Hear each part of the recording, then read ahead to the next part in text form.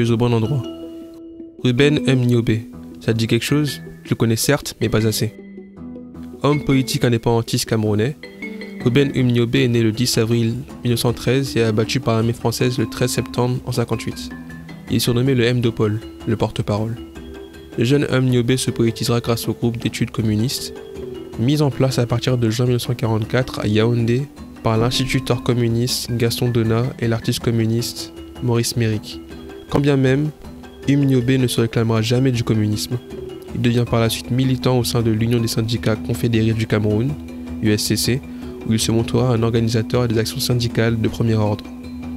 Il participera en octobre 1946 à Bamako au congrès du Parti du Rassemblement démocratique africain, en devenant même l'un des vice-présidents du mouvement panafricaniste. Convaincu par les idées indépendantistes, il créera en 1948 l'Union des populations du Cameroun, ou l'UPC, un des seuls partis nationaux et non ethniques du pays. L'UPC fut un adversaire résolu du tribalisme.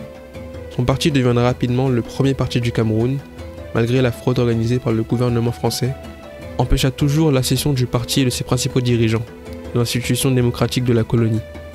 Il était partisan de la réunification du Cameroun, français et britannique. Très confiant dans l'Organisation des Nations Unies, dans la force du droit international, il utilisera la voie internationale pour s'exprimer librement et sera un ardent défenseur d'une sortie de la France du pays de manière pacifique, à contrario de ses amis Wandie, Moumié et Kingé qui ont toujours réfléchi à la question de sa lutte, armée en cas de besoin. En 1955, l'UPC est interdit face à l'absence de possibilité d'une voie pacifique pour l'indépendance du pays. Ruben Mniobe, déjà dans le maquis suite à un mandat d'arrestation, lancera en décembre 1956 l'insurrection et appellera à des actions violentes pour le départ de la France. Ruben Mniobe mourra assassiné en 1958, sera montré en place publique comme un trophée destiné à faire peur à la population. En 1991, la loi camerounaise rétablira sa mémoire.